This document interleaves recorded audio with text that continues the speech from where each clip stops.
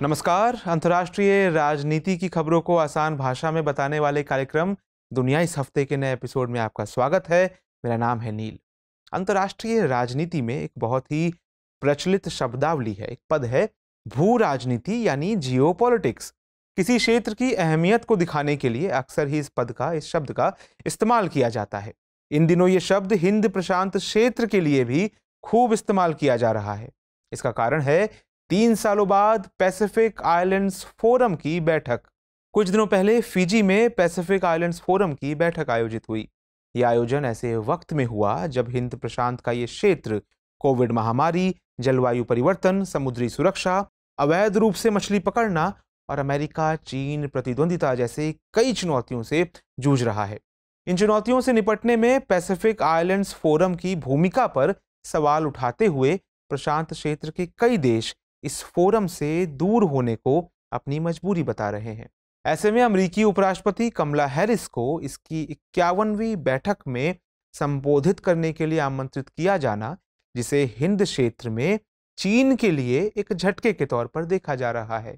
इस अवसर का फायदा उठाते हुए उपराष्ट्रपति कमला हैरिस ने प्रशांत क्षेत्र के साथ अपने जुड़ाव को बढ़ाने के लिए कई घोषणाएं की। उसमें $60 मिलियन सालाना सहायता देने के साथ साथ टोंगा और किरिबाती में दूतावास खोलने की भी बात की गई।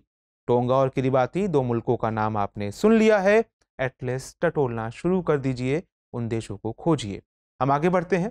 इसके बाद और क्या घोषणा की अमेरिकी उपराष्ट्रपति ने कि फिजी में बंद पड़े दूतावास को भी फिर से शुरू किया जाएगा। वहीं अमेरिका का यह भी मानना है कि चीन की दबाव की वजह से हिंद प्रशांत क्षेत्र के देश इस फोरम से दूर हो रहे हैं। उसका कहना है कि चीन अपने आर्थिक कूटनीति के जरिए इस क्षेत्र में ध्रुवीकरण कर रहा है और यहां के देशों के बीच वैमनस्य पैदा कर रहा है, जबकि अमेरिका इस फोरम के जरिए संपूर्ण क्षेत्र को एक धागे में बांधने की कोशिश कर रहा है। ऐसे में आपके मन में कई सवाल उठ रहे होंगे। तमाम सवालों को एक एक करके समझेंगे, लेकिन पहले पैसिफिक आइलैंड्स फोरम को समझ लेते हैं।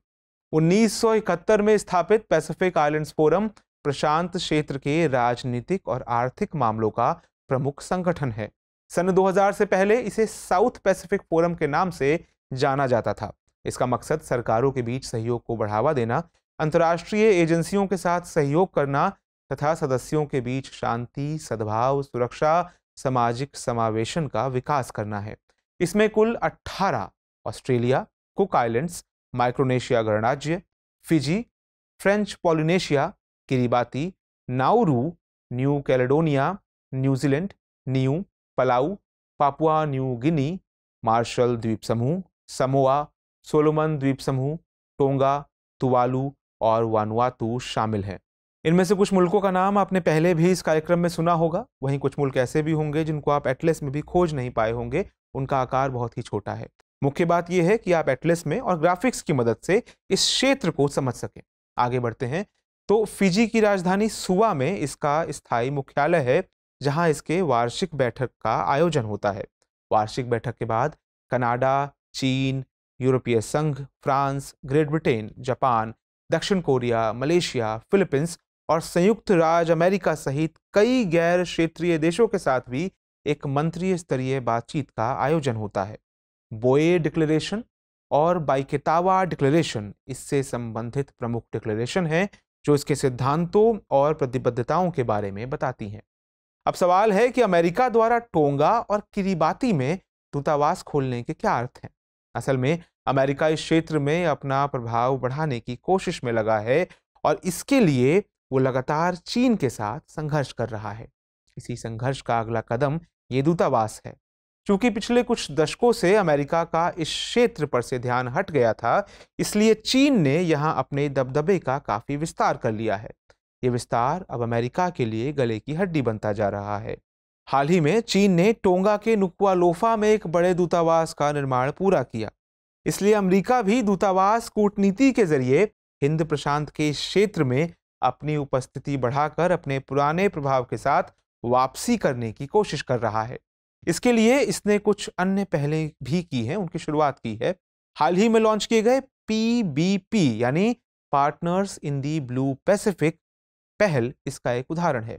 इसे प्रशांत द्वीपों में अधिक प्रभावी और कुशल सहयोग को बढ़ावा देने के लिए अमेरिका, ऑस्ट्रेलिया, न्यूजीलैंड, यूके और जापान द्वारा मिलकर लॉन्च किया गया है।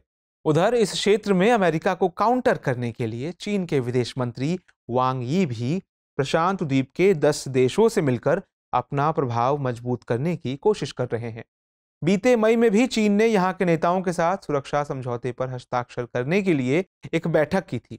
हालांकि चीन इसके लिए यहां के नेताओं को मनाने में विफल रहा। अगर ऐसा हो गया होता तो इस क्षेत्र में चीन का प्रभाव काफी बढ़ जाता और फिर यहां अमेरिका का प्रवेश मुश्किल हो जाता।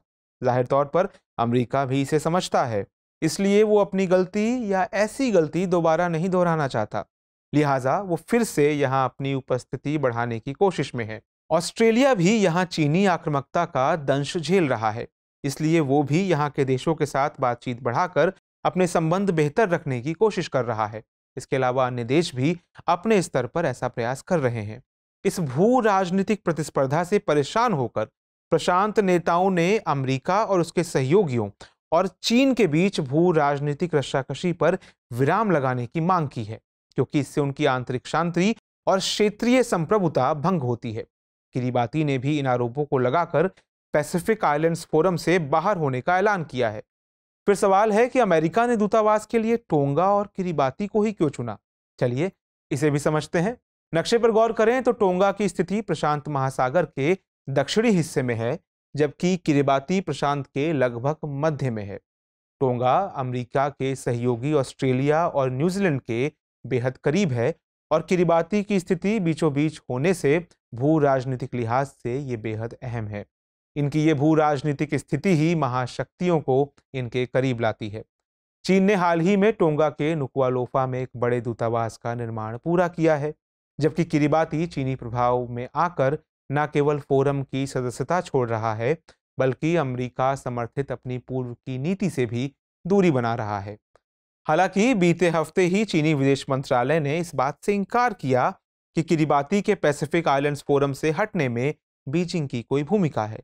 साथ ही उसका कहना है कि सालों से चीन और पैसिफिक आइलैंड्स फोरम के बीच अच्छे सहकारी संबंध रहे हैं।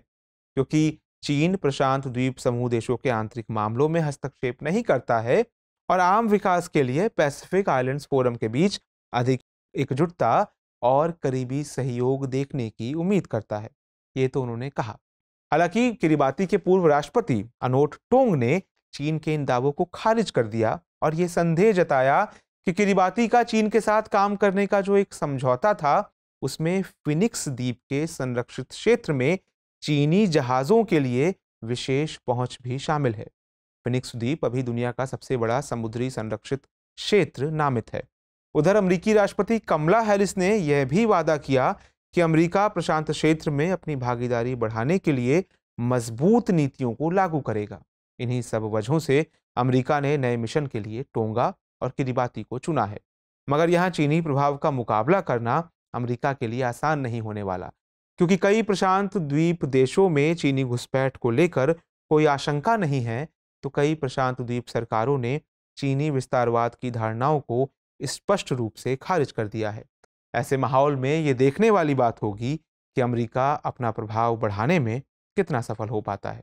अब आइए नोट कर लेते हैं आज का सवाल। पैसिफिक आइलैंड्स फोरम क्या है? इसमें अमेरिका द्वारा की गई सक्रिय भागीदारी के क्या मायने हैं, समझाइए। दुनिया इस हफ्ते के इस एपिसोड में फिलहाल इतना ही। मिलते हैं एक नए एपिसोड के साथ, तब तक के लिए नमस्कार।